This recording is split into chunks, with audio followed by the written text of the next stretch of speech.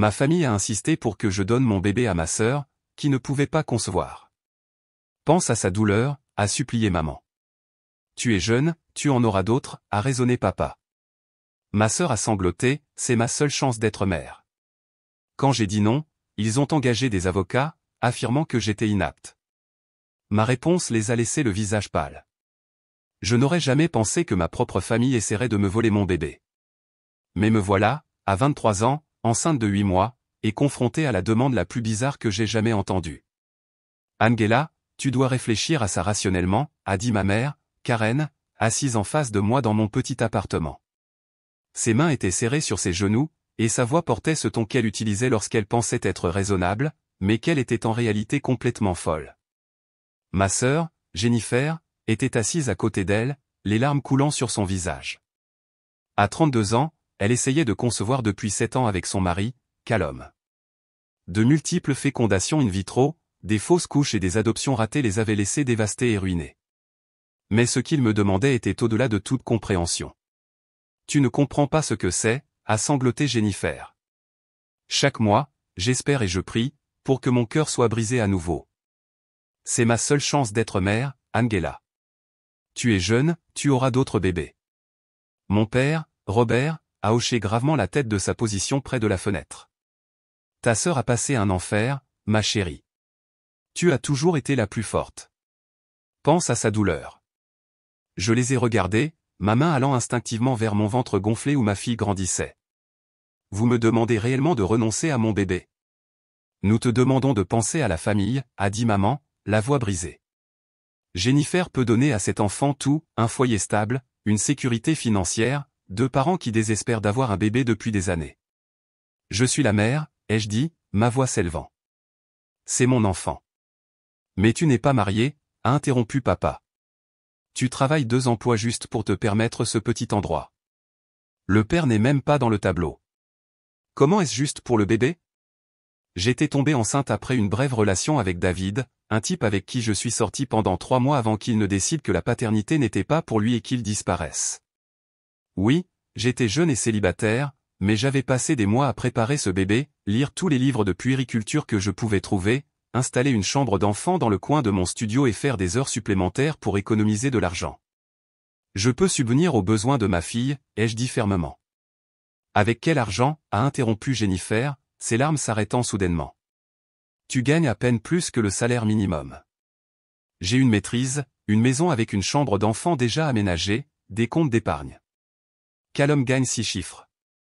Nous pouvons donner à ce bébé la vie qu'elle mérite. La façon dont elle a dit, ce bébé, au lieu de, ton bébé, m'a glacé le sang. Elle s'appelle Rory, ai-je dit doucement. Et elle reste avec moi. Le silence est tombé dans la pièce. Le visage de maman s'est affaissé, et elle s'est mise à pleurer. Papa avait l'air déçu d'une manière qui me rappelait toutes les erreurs de mon enfance.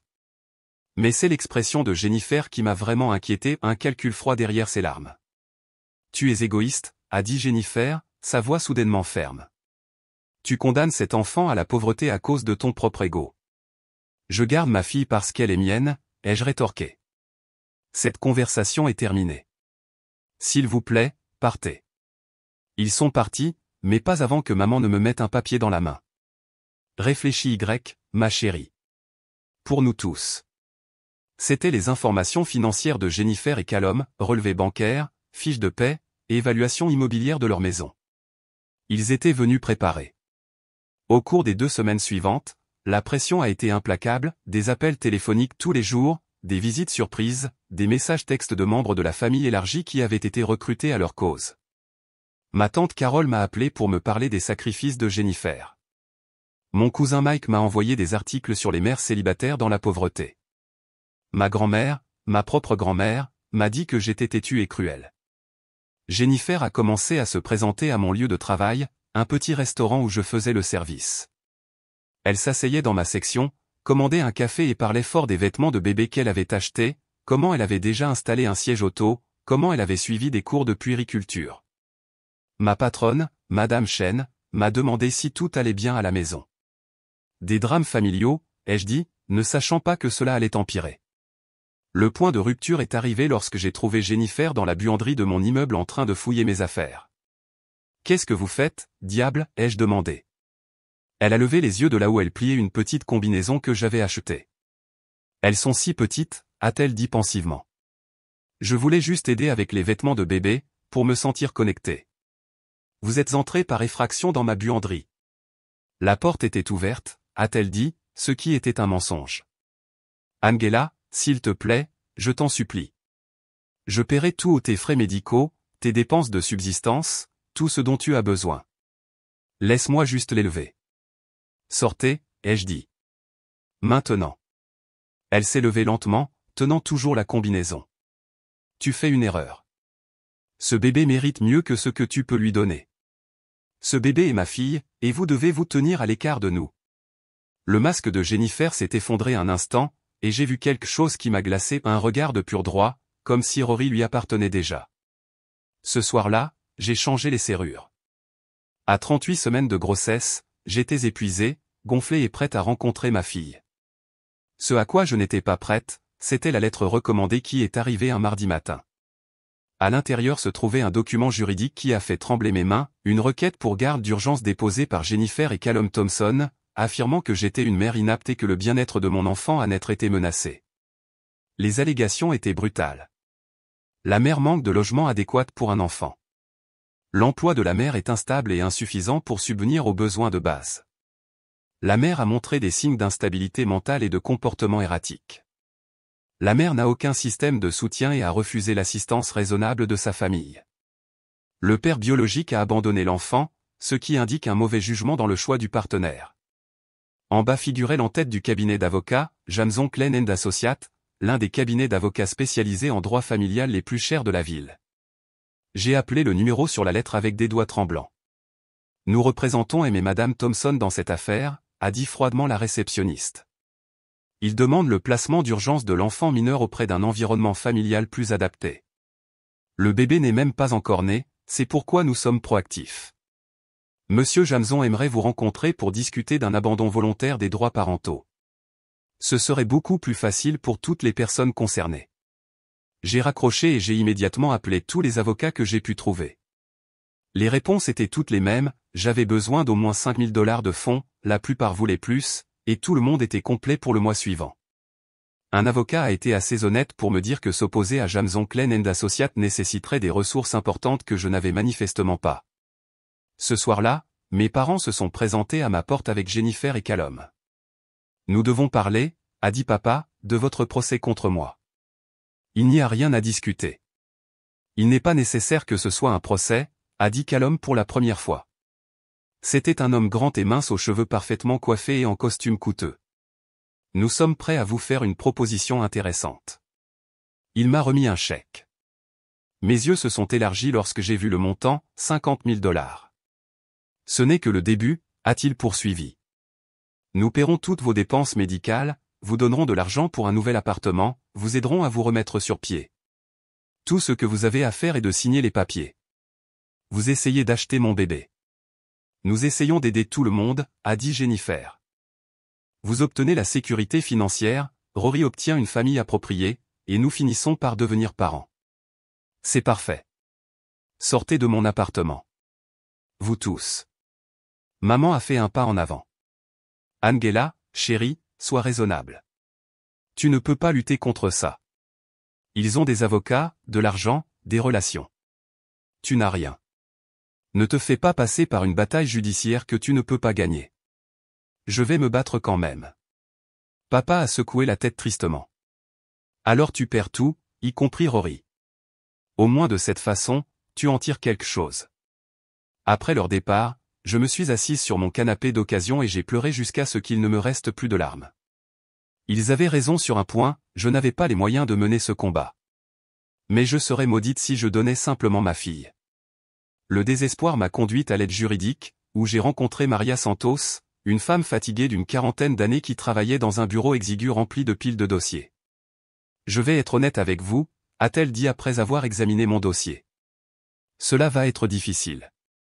Les Thompson ont une puissance de feu juridique sérieuse, et leurs affirmations ne sont pas entièrement sans fondement. Vous êtes jeune, célibataire et vous luttez financièrement. Aux yeux du tribunal, ce n'est pas automatiquement disqualifiant, mais ce n'est pas idéal non plus. Cependant, elle s'est penchée en avant. Certaines choses dans cette affaire me préoccupent. Comme quoi? Comme le fait qu'ils aient déposé une requête avant même que le bébé ne soit né. Comme la façon dont ils vous ont harcelé. Comme leur tentative manifeste d'acheter vos droits parentaux. Elle a sorti un bloc-notes. Dites-moi tout depuis le début. J'ai passé 2 heures à détailler chaque conversation, chaque visite, chaque message texte. Maria a pris des notes méticuleuses. Avez-vous tout cela documenté? Une partie. Des messages textes. Le chèque qu'ils m'ont donné. Des photos de Jennifer fouillant ma lessive. Les sourcils de Maria se sont levés. Des photos? Vous avez pris des photos lorsque vous l'avez trouvée dans la buanderie? J'ai trouvé étrange qu'elle fouille mes vêtements de bébé. Angela, cela pourrait être énorme. Qu'avez-vous d'autre? Je lui ai montré tout, des captures d'écran de messages textes de membres de la famille me faisant pression, un enregistrement que j'avais fait sur mon téléphone lors de l'une des visites de Jennifer au restaurant, même les documents financiers que ma mère m'avait donnés. Ils sont vraiment venus préparer, a marmonné Maria en feuilletant les relevés bancaires. Mais vous aussi, apparemment. Elle m'a regardé avec quelque chose qui ressemblait au respect. Vous avez documenté leur harcèlement sans même le savoir. Est-ce suffisant? C'est un début. Mais je dois vous faire comprendre quelque chose, même si nous gagnons cette bataille pour la garde, votre relation avec votre famille sera endommagée de façon permanente. J'ai posé ma main sur mon ventre, sentant Rory bouger à l'intérieur de moi. Ils l'ont endommagé au moment où ils ont essayé de prendre ma fille. Rory Grace Morrison est née un jeudi pluvieux à 3h47 du matin. Pesant 7 livres de hausse, elle était parfaite, de minuscules doigts qui ont serré les miens avec une force surprenante, des cheveux noirs comme ceux de son père et des yeux qui semblaient absorber tout ce qui l'entourait. J'avais demandé à la sécurité de l'hôpital de tenir ma famille à l'écart, mais Jennifer a quand même appris la nouvelle de la naissance et s'est présentée de toute façon. Je veux juste rencontrer ma nièce, a-t-elle supplié l'infirmière au bureau de la maternité. À travers la porte de ma chambre d'hôpital, j'ai pu entendre la conversation. Je suis désolé, mais la mère a spécifiquement demandé qu'il ne vous soit pas permis d'accéder. C'est fou. C'est le bébé de mon frère qui est là-dedans. La voix de Jennifer s'est élevée. La voix de l'infirmière est restée calme mais ferme. Madame, je vais devoir vous demander de partir, ou j'appellerai la sécurité. 1 heure plus tard, mes parents sont arrivés. Maman pleurait avant même de me voir. S'il te plaît, Angela, a-t-elle supplié à travers la porte, entr'ouverte. Laisse-nous rencontrer notre petite fille. Cela est allé trop loin. Vous auriez dû y penser avant d'engager des avocats pour me la prendre. Nous voulons juste ce qu'il y a de mieux pour tout le monde. Ce qu'il y a de mieux pour Rory, c'est d'être avec sa mère. Ce qu'il y a de mieux pour moi, c'est une famille qui me soutient au lieu d'essayer de me voler mon bébé.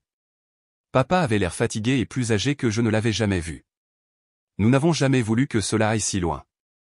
Mais cela est allé si loin, et maintenant vous devez vivre avec les conséquences. Ils sont partis sans rencontrer Rory, et j'ai passé les 2 jours suivants à l'hôpital à créer des liens avec ma fille, à apprendre à allaiter et à m'émerveiller devant le petit humain que j'avais créé. L'audience de garde temporaire était prévue pour lorsque Rory aurait 3 semaines. Je me suis assise dans la salle d'audience avec Maria, tenant ma fille endormie, tandis que de l'autre côté de l'allée, Jennifer et Callum étaient flanqués de 3 avocats en costume coûteux. La juge Patricia Williams était une femme sévère dans la soixantaine qui avait tout vu au tribunal de la famille. Elle a examiné les documents avec une attention particulière avant de regarder les 2 parties. C'est très inhabituel, a-t-elle commencé. Nous sommes ici aujourd'hui parce que les pétitionnaires ont affirmé que ce nourrisson était en danger auprès de sa mère biologique et devrait être placé sous leur garde. Madame Morrison, je comprends que vous vous opposiez à cette requête. Oui, votre honneur. Ma fille m'appartient. Monsieur Jamson, l'avocat principal de Jennifer, était un homme raffiné qui parlait avec une autorité acquise. Votre honneur, bien que nous ayons de la sympathie pour le désir de Madame Morrison d'élever son enfant, la réalité est qu'elle ne peut pas fournir un environnement stable et sûr. Elle vit dans un studio à peine assez grand pour une personne, travaille à des emplois au salaire minimum sans avantages sociaux et n'a aucun soutien familial en raison de son comportement déraisonnable. Il a présenté des preuves, des photos de mon petit appartement, mes dossiers d'emploi, des relevés bancaires montrant mes économies limitées. De plus, a-t-il poursuivi, Madame Morrison a fait preuve d'un comportement inquiétant, notamment de la paranoïa et de l'hostilité envers les membres de sa famille qui veulent seulement aider. Mes clients, par contre, peuvent fournir tout ce dont cet enfant a besoin, la sécurité financière, un foyer aimant et des parents qui se préparent à ce moment depuis des années. Lorsque ce fut au tour de Maria, elle se leva avec une confiance tranquille. Votre honneur, ce n'est pas un cas de mère inapte, mais un cas de coercition et de harcèlement tenté. Madame Morrison est une femme de 23 ans qui s'est préparée de manière responsable à la maternité, a conservé un emploi stable et s'est procuré un logement approprié pour elle-même et son enfant. Elle a sorti son dossier de preuves. Ce que les pétitionnaires ne vous ont pas dit, c'est qu'ils ont passé des mois à faire pression, à harceler et à tenter de contraindre Madame Morrison à renoncer à ses droits parentaux.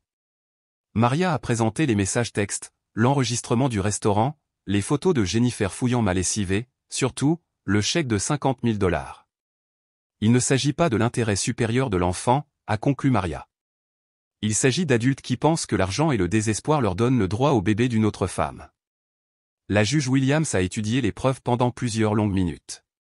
Rory s'est remué dans mes bras, émettant de petits sons qui ont serré mon cœur d'un amour protecteur. J'ordonne une enquête complète, a finalement déclaré la juge. Les services sociaux effectueront une étude à domicile des deux ménages et un avocat pour les enfants sera nommé pour représenter les intérêts de l'enfant. Entre-temps, l'enfant restera avec sa mère biologique. C'était une petite victoire, mais j'ai pu voir la fureur dans les yeux de Jennifer lorsque nous avons quitté la salle d'audience. La travailleuse sociale, Janet Patterson, était une femme pragmatique qui effectuait des études à domicile depuis 15 ans. Elle a visité mon appartement un mardi matin, prenant des notes en regardant mon studio. C'est petit, a-t-elle observé. Mais c'est propre, sûr et à tout ce dont Rory a besoin, ai-je répondu, lui montrant le coin que j'avais aménagé comme une chambre d'enfant, lit, table allongée, fauteuil à basculer et étagère garnie de couches, de vêtements aidés. Jouet. Janet a regardé pendant que je nourrissais Rory, que je lui changeais sa couche et que je jouais avec elle. Elle m'a posé des questions sur mon horaire de travail, mes projets de garde d'enfants, mon système de soutien. Je sais que ma situation familiale est compliquée en ce moment, ai-je admis, mais j'ai des amis qui aident. Ma propriétaire, Madame Rodriguez, adore Rory, et j'ai adapté mon horaire de travail aux besoins de Rory. Et le père? David n'est pas impliqué, par son choix, mais Rory et moi allons bien seuls. Janet a passé 2 heures avec nous, et je me suis senti prudemment optimiste lorsqu'elle est partie.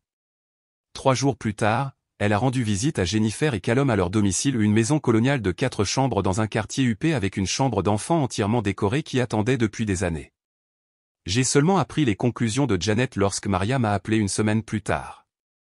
Le rapport de la travailleuse sociale est intéressant, a dit Maria. Votre domicile a été décrit comme modeste mais adéquat, avec des preuves claires de préparation appropriée pour l'enfant. Rory a été noté comme étant en bonne santé, alerte et clairement liée à sa mère. Cela semble bon. Oui, mais il y a plus. Janet avait quelques inquiétudes concernant les Thompson. Quel genre d'inquiétude? Apparemment, Jennifer a montré des signes de ce que Janet a appelé un « attachement inquiétant » à un enfant qui n'est pas le sien. Elle a continué à appeler Rory « mon bébé » et « ma fille ». Lorsque Janet l'a corrigé, Jennifer est devenue sur la défensive et a été argumentative. Mon cœur a commencé à s'emballer. Quoi d'autre? Callum était moins impliqué, mais il a fait plusieurs commentaires sur leur investissement dans cette situation et sur le fait qu'ils avaient dépensé trop d'argent pour abandonner maintenant. Janet a noté que leur motivation semblait davantage consister à avoir un bébé ou n'importe quel bébé au co-bien-être spécifique de Rory. Alors, qu'est-ce qui se passe maintenant? L'avocat pour les enfants doit encore soumettre son rapport, puis nous avons l'audience finale. Mais Angela, je pense que nous pourrions vraiment gagner cela. Jennifer et Callum n'allaient pas se laisser faire sans se battre. Au cours des semaines suivantes, ils ont intensifié leur tactique d'une manière qui m'a fait être reconnaissante d'avoir tout documenté. Ils ont engagé un enquêteur privé qui m'a suivi au travail, à l'épicerie, au rendez-vous chez le pédiatre de Rory. Ils ont commencé à appeler mes employeurs, prétendant être des membres de la famille inquiets, signalant que je négligeais mon enfant. Lorsque cela n'a pas fonctionné, ils ont essayé de me faire expulser en appelant mon propriétaire et en faisant de fausses déclarations au sujet du bruit et des dommages à l'appartement. Mais leur plus grande erreur a été d'approcher directement mes amis et mes collègues. Madame Chen, ai-je dit à ma patronne après mon quart de travail un soir, je dois vous dire quelque chose sur ce qui s'est passé. Madame Chen a écouté pendant que j'expliquais la bataille pour la garde, le harcèlement de Jennifer et l'enquêteur privé qui m'avait photographié au travail. Cette femme est venue à mon restaurant hier, a dit pensivement Madame Chen. Elle a dit qu'elle était votre sœur, a posé de nombreuses questions sur vous et le bébé. Elle voulait savoir si vous sembliez fatigué, si vous apportiez le bébé au travail, si vous parliez d'être dépassé. Qu'avez-vous dit? Madame Chen a souri. Je lui ai dit, vous êtes l'une de mes meilleures employées toujours à l'heure, bonne avec les clients, responsable. Je lui ai également dit que dans mon pays, nous respectons les mères qui travaillent dur pour leurs enfants.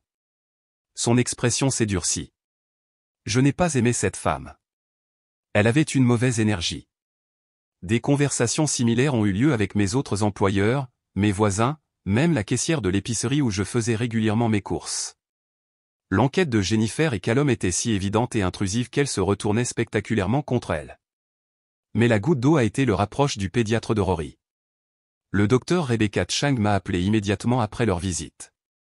Angela, je dois vous faire savoir qu'un couple prétendant être les tuteurs de Rory est venu à mon cabinet aujourd'hui pour demander à voir ses dossiers médicaux. Mon sang s'est glacé. Qu'avez-vous dit? Je leur ai dit que seuls les tuteurs autorisés vous et toute personne que vous avez spécifiquement désignée ou ceux qu'ils ne sont pas. Ils sont devenus assez agités et ont prétendu qu'ils poursuivaient la garde. La femme Jennifer a même exigé que j'écrive un rapport indiquant que Rory présentait des signes de négligence ou de soins médiocres. Oh mon Dieu! J'ai refusé. Bien sûr, Rory est un bébé parfaitement sain et bien soigné. Mais Angela, ces gens sont désespérés, et les gens désespérés peuvent être dangereux. Vous devez faire attention. Ce soir-là, j'ai appelé Maria avec le rapport du docteur Chang.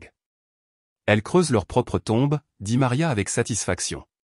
Tentez d'accéder aux dossiers médicaux d'un enfant sans autorisation, harceler vos employeurs, vous faire suivre tout cela est consigné dans notre dossier. Le juge n'appréciera pas leur tactique. La percée est venue d'une source inattendue, le propre frère de Callum, Daniel Thompson. Il m'a appelé un jeudi soir alors que je donnais un bain à Rory. Est-ce bien Angela Morrison? Oui. Qui est à l'appareil? Je m'appelle Daniel Thompson. Callum Thompson est mon frère. J'ai failli laisser tomber le téléphone. Si vous appelez pour me convaincre. J'appelle pour m'excuser, m'a-t-il interrompu, et pour vous prévenir. J'ai soigneusement sorti Rory du bain et l'ai enveloppé dans une serviette avant de m'asseoir. Je ne comprends pas. Mon frère et Jennifer, ils ne gèrent pas bien les choses. Jennifer rêve d'avoir un bébé depuis des années, mais ces derniers mois, c'est devenu effrayant. Elle a acheté des vêtements et des meubles pour bébé, elle parle de sa fille, Rory, comme si vous n'existiez pas, mon cœur s'est mis à battre la chamade. Que entendez-vous par effrayant? Elle s'est persuadée que vous étiez juste une mère porteuse, que Rory était censé être la sienne. Elle a parlé de déposer de faux rapports auprès des services de protection de l'enfance, prétendant que vous preniez de la drogue. Même, il a fait une pause, même quoi? Même prendre Rory pendant que vous êtes au travail. Callum a dû cacher ses clés de voiture la semaine dernière parce qu'elle prévoyait d'aller à votre appartement. Je me suis senti malade. Pourquoi me dites-vous cela? Parce que j'ai une fille moi-même, et ce qu'ils font est mal. Aussi, parce que je pense que vous devriez savoir ils ne vont pas s'arrêter, même s'ils perdent le procès. Jennifer s'est persuadée que le système est corrompu, que vous avez en quelque sorte endoctriné tout le monde contre elle. Que dois-je faire? Documentez tout ce que je viens de vous dire, et soyez prudente. J'aime mon frère, mais il est tellement désespéré de rendre Jennifer heureuse qu'il a perdu toute perspective. Après avoir raccroché, j'ai immédiatement appelé Maria et lui ai raconté la conversation. Elle est restée silencieuse pendant un long moment. Angela, je pense que nous devons faire intervenir la police. Cela dépasse le harcèlement pour entrer dans le domaine du harcèlement potentiel et des menaces. Le lendemain matin, j'ai déposé une plainte auprès de la police. L'agent Martinez a pris ma déclaration et a examiné toute ma documentation avec une inquiétude croissante. Il s'agit d'un schéma clair de comportement de plus en plus agressif, a-t-il dit. Nous ne pouvons arrêter personne sur la base de ce que le frère vous a dit, mais nous pouvons augmenter les patrouilles dans votre quartier et établir une trace écrite au cas où les choses s'aggraveraient. Ce soir-là, j'ai remarqué une voiture garée en face de mon immeuble avec Jennifer assise à l'intérieur, regardant simplement mes fenêtres. Lorsque j'ai appelé la police, elle est partie en voiture avant leur arrivée, mais l'agent Martinez a déposé un autre rapport. Elle teste les limites, m'a-t-il dit. Ce comportement s'aggrave souvent avant les grandes dates d'audience. Y a-t-il un autre endroit où vous pouvez séjourner? J'ai secoué la tête. C'est ma maison. Je ne devrais pas avoir à me cacher de ma propre famille. Mais cette nuit-là, j'ai à peine dormi, sursautant à chaque bruit dans le couloir. La salle d'audience était bondée pour l'audience finale de garde. Mes parents étaient assis derrière Jennifer et Callum, tandis que mes quelques sympathisants en Madame Chen, ma voisine, Madame Rodriguez, et le docteur Chang étaient assis derrière moi et Maria. L'avocate pour la protection de l'enfant, Susan Walsh, a présenté son rapport en premier. C'était une femme calme et professionnelle qui avait passé des semaines à enquêter sur les deux foyers. Votre honneur, après une enquête approfondie, je constate que Rory Morrison est un nourrisson en bonne santé et bien soigné qui a formé des liens d'attachement appropriés avec sa mère biologique. Madame Morrison a démontré des compétences parentales compétentes et a fourni des soins adéquats malgré des ressources financières limitées. Elle a fait une pause, consultant ses notes. Cependant, j'ai de sérieuses inquiétudes concernant le comportement du demandeur tout au long de ce processus. Leurs actions suggèrent une obsession malsaine pour obtenir cet enfant en particulier plutôt qu'une véritable préoccupation pour son bien-être. L'avocat de Jennifer s'est levé. Objection, votre honneur. Le juge Williams a dit fermement, asseyez-vous, monsieur Jamson. Continuez, mademoiselle Walsh. Les demandeurs se sont livrés à un harcèlement systématique de la mère biologique, ont tenté d'accéder aux dossiers médicaux de l'enfant sans autorisation et ont fait des déclarations suggérant qu'ils considèrent cet enfant comme leur propriété plutôt que de la reconnaître comme une personne ayant ses propres droits et besoins. Maria s'est levée pour notre présentation. Votre honneur, nous avons des preuves supplémentaires qui ont été révélées depuis notre dernière audience. Elle a présenté la déclaration de Daniel Thompson, les rapports de police, la documentation de l'enquêteur privé et les déclarations de mes employeurs et du pédiatre de Rory. Ce que nous voyons ici est un modèle de comportement de plus en plus agressif qui soulève de sérieuses questions sur le jugement et la stabilité émotionnelle du demandeur. Il ne s'agit pas de fournir un meilleur foyer à cet enfant. Il s'agit de deux adultes qui pensent que leur désir d'un bébé leur donne le droit d'en prendre un à sa mère. La présentation de M. Jamson était désespérée et de plus en plus agressive. Il a attaqué mon âge, ma situation financière, mon célibat et mon refus de tenir compte de l'intérêt supérieur de l'enfant. Mais lorsque Jennifer a pris la parole, tout s'est effondré pour eux. Madame Thompson, a déclaré Maria lors du contre-interrogatoire, vous avez appelé Rory votre fille à plusieurs reprises au cours de ce processus.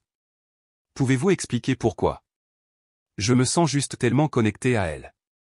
Je me suis préparé pour elle pendant si longtemps. Mais ce n'est pas votre fille, n'est-ce pas? Le calme de Jennifer s'est brisé. Elle devrait l'être. Je peux lui donner tout. Angela n'apprécie pas ce qu'elle a. Elle ne comprend pas combien elle a de chance, la chance d'être mère de son propre enfant, la chance de tomber enceinte si facilement. La voix de Jennifer s'est élevée. Savez-vous ce que j'ai traversé? Les interventions, les médicaments, la déception mois après mois, et elle tombe juste enceinte accidentellement et ne veut même pas d'aide. Madame Thompson, la mère de Rory a-t-elle déjà dit qu'elle ne voulait pas être mère? Jennifer a hésité. Eh bien, non. Mais a-t-elle déjà négligé Rory de quelque manière que ce soit? Pas exactement. Mais a-t-elle déjà indiqué qu'elle serait prête à renoncer à ses droits parentaux? Elle est têtue et égoïste. Ce n'est pas ce que j'ai demandé. A-t-elle déjà indiqué une volonté de renoncer à sa fille? Non, a chuchoté Jennifer. Maria s'est tournée vers le juge. Votre honneur, je pense que Madame Thompson a mieux plaidé notre cause que nous ne l'aurions jamais pu. Le juge Williams a fait une brève pause avant de rendre sa décision. Je me suis assise dans le couloir avec Rory dans mes bras, essayant de rester calme tandis que mon cœur martelait contre mes côtes. Lorsque nous sommes retournés dans la salle d'audience, le juge Williams avait l'air fatigué mais déterminé. Je suis juge au tribunal de la famille depuis 18 ans, a-t-elle commencé, et j'ai vu de nombreuses affaires difficiles concernant la garde des enfants, mais j'ai rarement vu une affaire où les motifs des demandeurs étaient si clairement contraires à l'intérêt supérieur de l'enfant. Jennifer s'est mise à pleurer immédiatement. Morrison, a poursuivi le juge, vous êtes jeune et vos ressources financières sont limitées. Dans des circonstances différentes, ces facteurs pourraient me donner à réfléchir. Cependant, vous avez démontré une parentalité compétente, un lien approprié avec votre enfant et une préparation responsable à la maternité. J'ai retenu mon souffle. Plus important encore, vous avez montré un amour et une préoccupation sincères pour le bien-être de votre fille plutôt que de la considérer comme un objet à acquérir. M et Madame Thompson, bien que je sympathise avec vos difficultés en matière d'infertilité, votre comportement tout au long de ce processus a été profondément préoccupant. La voix du juge s'est durcie. Tenter de contraindre une jeune mère à renoncer à son enfant, harcèlement, tentative non autorisée d'accès aux dossiers médicaux et l'attitude claire que cet enfant vous appartient en quelque sorte démontre un manque fondamental de respect à la fois pour la loi et pour l'intérêt supérieur de cet enfant. Jennifer sanglotait maintenant, tandis que Callum restait impassible. La demande de garde est rejetée. Rory Morrison restera sous la garde de sa mère biologique, Angela Morrison. De plus, je rends une ordonnance de restriction empêchant les demandeurs de contacter Mademoiselle Morrison ou sa fille sauf par l'intermédiaire d'un avocat. Le marteau est tombé avec fermeté. Sur le parking après l'audience, mes parents se sont approchés de moi une dernière fois. Angela, a dit maman, la voix brisée, nous n'avons jamais voulu que cela arrive. Nous voulions juste aider Jennifer. En essayant de prendre ma fille. Papa avait l'air plus âgé que jamais. Nous pensions que ce serait mieux pour tout le monde. Jennifer était si désespérée, et vous sembliez si jeune. J'étais jeune. Je n'étais pas incompétente. Pouvez-vous nous pardonner un jour, a demandé maman. J'ai regardé Rory, qui dormait paisiblement dans son siège auto, inconsciente du drame qui avait entouré ses premiers mois de vie. Peut-être un jour, ai-je dit honnêtement. Mais pour l'instant, je dois me concentrer sur ma fille et reconstruire ma vie sans les gens qui pensent avoir le droit de décider ce qui est le mieux pour nous. Jennifer et Callum sont passés devant nous pendant que nous parlions. Jennifer pleurait toujours, et à travers la fenêtre, je pouvais la voir regarder Rory avec une expression de pur désir qui m'a rendue reconnaissante pour l'ordonnance de restriction. Ce soir-là, seul dans mon appartement avec Rory, je me suis enfin permis de pleurer non pas de tristesse, mais de soulagement et d'épuisement. Nous avions gagné, mais la victoire était douce amère. J'avais perdu ma famille, mais j'avais sauvé ma fille. Au cours des mois suivants, je me suis concentré sur la construction d'une nouvelle vie pour Rory et moi. Madame Chen m'a promu au poste de sous-gérante au restaurant, ce qui s'est traduit par une meilleure rémunération et une meilleure assurance maladie. Je me suis inscrite à des cours du soir pour terminer mes études, Madame Rodriguez gardant Rory pendant que j'étais en cours. L'ordonnance de restriction a été maintenue. Jennifer et Callum n'ont fait aucune autre tentative pour nous contacter, bien que j'ai entendu occasionnellement par le biais de connaissances communes que Jennifer recevait une thérapie et que leur mariage luttait sous le stress de leur bataille de garde ratée. Mes parents ont fait quelques tentatives pour nous contacter, des cartes pour le premier anniversaire de Rory, des cadeaux de Noël laissés chez Madame Rodriguez, des messages textes demandant des nouvelles de la santé de Rory. Je n'étais pas prête à répondre à la plupart d'entre eux, mais je n'ai pas jeté les cadeaux non plus. La vraie surprise est arrivée 6 mois après le procès lorsque Daniel Thompson m'a appelé à nouveau. Je voulais vous faire savoir que Callum et Jennifer divorcent, a-t-il dit. J'ai ressenti une pointe de tristesse, malgré tout. Je suis désolé d'apprendre ça. Jennifer a suivi une thérapie intensive. Elle m'a demandé de vous dire qu'elle est désolée pour ce qu'elle vous a fait subir. Elle sait maintenant que ce qu'elle a fait était mal. J'apprécie ça. Il y a autre chose. Jennifer voulait que vous sachiez qu'elle et Callum ont dépensé près de 80 000 $ dans cette bataille de garde honoraires d'avocats, enquêteurs privés, tout ça. Cela a épuisé leurs économies. Je suis restée silencieuse un instant. Je ne peux pas dire que je suis surprise. Le fait est qu'ils auraient pu utiliser cet argent pour l'adoption, pour d'autres traitements de fertilité, pour une thérapie afin de gérer leurs problèmes. Au lieu de cela, ils l'ont dépensé pour essayer de prendre votre bébé. Après cet appel, j'ai ressenti quelque chose que je n'attendais pas, de la pitié pour Jennifer. Son désespoir lui avait coûté non seulement de l'argent, mais son mariage, sa relation avec sa famille et probablement sa santé mentale. Lorsque Rory a eu 18 mois, j'ai pris une décision qui a surpris tout le monde, y compris moi-même. J'ai écrit une lettre à mes parents. Maman et papa. Je sais que cela pourrait vous surprendre, mais j'ai beaucoup réfléchi au pardon et à la famille ces derniers temps. Ce que vous avez fait était mal profondément, fondamentalement mal. Vous avez essayé de me prendre ma fille, vous avez soutenu la revendication d'une autre personne sur elle et vous avez participé à une campagne de harcèlement qui aurait pu détruire nos deux vies. Mais je sais aussi que vous avez agi par amour mal dirigé pour Jennifer. Et je crois que vous pensiez sincèrement que vous aidiez. Vous aviez tort, mais vos intentions n'étaient pas malveillantes. Rory se développe bien. Elle marche, dit quelques mots et a le rire le plus contagieux que vous n'ayez jamais entendu. Elle mérite de connaître ses grands-parents. Si vous êtes prêt à respecter les limites et à reconnaître que je suis sa mère et la seule personne qui peut prendre des décisions concernant sa vie, si vous voulez rencontrer votre petite fille, vous pouvez venir dîner le dimanche prochain. Mais je dois être clair, toute tentative de saper mon rôle de parent, toute suggestion que Rory serait mieux avec quelqu'un d'autre, tout contact avec Jennifer au sujet de Rory, et vous ne nous reverrez plus jamais. Le choix vous appartient. Angela. Ils sont venus dîner. Papa a pleuré lorsqu'il a tenu Rory pour la première fois, et maman n'a cessé de s'excuser jusqu'à ce que je lui demande de s'arrêter. C'était maladroit, émouvant et compliqué, mais c'était un début. Jennifer ne m'a jamais contacté directement, mais j'ai entendu par Daniel qu'elle avait commencé à faire du bénévolat dans un refuge pour femmes et envisageait de devenir famille d'accueil pour les enfants plus âgés qui avaient besoin d'un foyer temporaire. 2 ans plus tard, j'ai obtenu mon baccalauréat en administration des affaires. Rory, maintenant âgée de 3 ans, était assise dans le public avec mes parents, Madame Chen, Madame Rodriguez et mon nouveau petit ami, Alex, un homme gentil et stable qui aimait Rory comme si elle était sa propre fille. Après la cérémonie, alors que nous prenions des photos, mon téléphone a vibré avec un message texte d'un numéro inconnu. J'ai vu votre annonce de remise de diplôme dans le journal. Félicitations. Vous aviez raison. Rory vous appartient. J'espère que vous pourrez tous les deux être heureux. J'ai montré le message à Alex, qui l'a lu attentivement. Vas-tu répondre? J'ai regardé Rory, qui chassait les bulles de savon que Madame Rodriguez soufflait, riant de pur bonheur. Elle était en bonne santé, heureuse, confiante et sûre de savoir qu'elle était aimée inconditionnellement par les personnes qui comptaient. Non, ai-je dit. Je pense que nous avons tous assez dit. 6 mois plus tard, j'ai ouvert mon propre petit restaurant avec Madame Chen comme associée. Nous l'avons appelé Rory's Kitchen, et oui, ma fille de 3 ans était notre inspiration et notre mascotte non officielle. Le jour de l'ouverture, j'ai trouvé une enveloppe qui avait été glissée sous la porte. À l'intérieur se trouvait une carte avec un simple message, « Je vous souhaite du succès et du bonheur. Vous l'avez mérité. Vos parents. » Il y avait aussi un chèque de banque de $16 000, exactement /5 de ce que Jennifer et Callum avaient dépensé pour essayer de me prendre Rory. J'ai encadré la carte et j'ai mis le chèque dans le fonds universitaire de Rory.